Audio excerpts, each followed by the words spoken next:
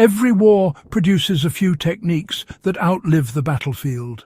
Some come from official manuals, others from field improvisation, and then there are the rare few that soldiers protect and swear by, as if they're sacred.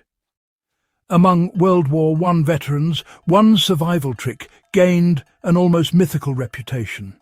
It wasn't a weapon, it wasn't a piece of gear, and it wasn't tied to rank.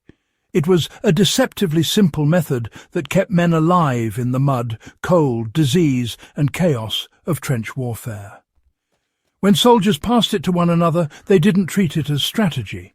They treated it as something that simply worked when nothing else did. Most people today have never heard of it. But for anyone who appreciates history, fieldcraft, or survival, this forgotten World War I method still has real value, both as a piece of wartime ingenuity and as a practical tool that can be used today. The trick originated from trench conditions that destroyed both equipment and the human body. World War I trenches were a perfect storm of wet soil, stagnant water, freezing nights, and relentless bacterial growth. Boots rotted in weeks, bandages stayed damp, rifles clogged with mud. Even seasoned soldiers underestimated how destructive the environment itself would be. The constant dampness pulled heat from the body and created conditions where infections spread faster than wounds could heal. Commanders noticed that the men weren't just fighting the enemy, they were fighting the trench. This forced soldiers to look for anything that could give them an edge against the cold, the moisture, and the infections. And that's where the trick began. It started as a rumour among troops, then became common knowledge, then gained the reputation of being magic because it worked so consistently. It was called trench grease, an old mixture that protected skin and gear and kept men alive long enough to fight. The method relied on a simple handmade grease that created a barrier against moisture and infection. Trench grease was not the same as modern petroleum jelly or ointments. Soldiers made it using ingredients that were widely available even behind the front lines. The core was animal fat, usually pig or beef tallow, which they heated gently until it liquefied. Then they blended in beeswax for structure and a small amount of resin or pine tar when available to improve water resistance. Once it cooled, it formed a paste that could be spread over skin, leather, canvas, and even wood. What made trench grease legendary wasn't its composition, but the results. Soldiers who coated their feet daily, rubbed it into their boots, and applied it to gear saw dramatic improvements. Feet stayed dry longer. Blisters healed faster. Sores didn't get infected as easily. Leather stayed flexible in the cold. Even rifle stocks were protected from swelling and warping.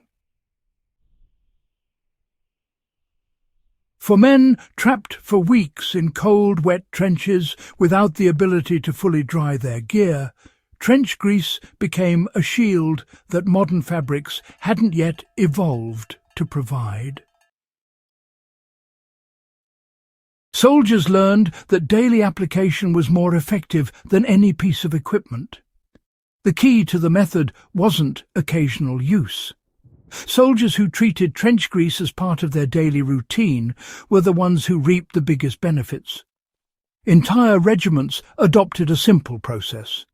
Apply a thick layer to the feet in the morning, rub extra into the heels, slide socks on, and reapply after long marches or extended rain.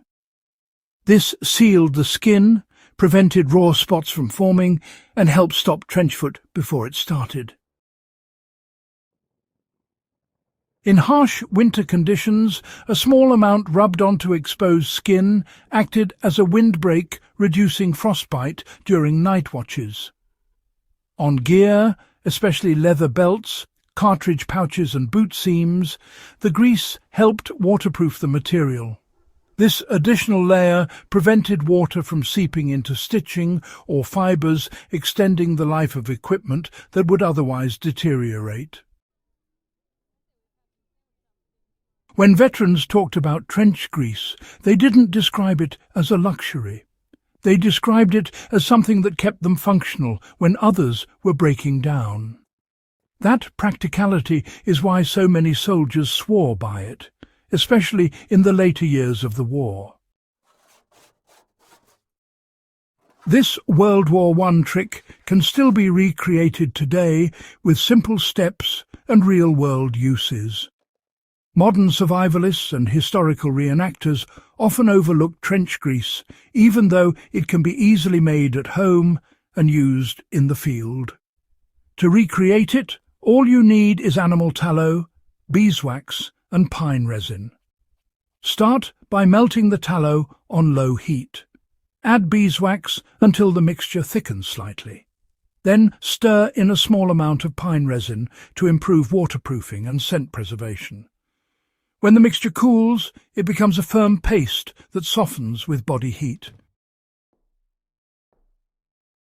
In practical terms, this mixture works exceptionally well in cold weather hikes, long-distance treks, or wet environments. Applied to the feet, it reduces friction and moisture. Applied to boots, it repels water and restores the flexibility of leather. For outdoorsmen who build shelters, a thin layer rubbed onto wooden tool handles prevents swelling after exposure to rain. One of the best uses, especially for long-term wilderness stays, is coating the inside stitching of boots before winter. This protects the thread, which is often the first part to deteriorate in wet conditions. Even modern nylon thread boots benefit from an external seal that keeps water from penetrating seams. Understanding this forgotten method gives us insight into how soldiers survived the trenches. World War I trench life demanded resilience, discipline, and constant adaptation. Soldiers didn't have modern waterproof fabrics, antibiotics, or advanced boot technology. They had to rely on methods that worked with the materials at hand. Trench grease became one of the most reliable life-saving tools of the entire war, not because it was glamorous or technologically advanced, but because it addressed the fundamental threats that soldiers faced every single day. It remains one of the clearest examples of practical, field-tested ingenuity that still holds value more than a century later. For anyone studying history, outdoor survival, or traditional skills, this World War I trick is worth preserving, not as nostalgia, but as a proven method you can still use today. If this deep dive into overlooked wartime survival knowledge was valuable to you, subscribe to In the Beginning and share this guide with fellow history and survival enthusiasts. There are many more forgotten techniques on the way.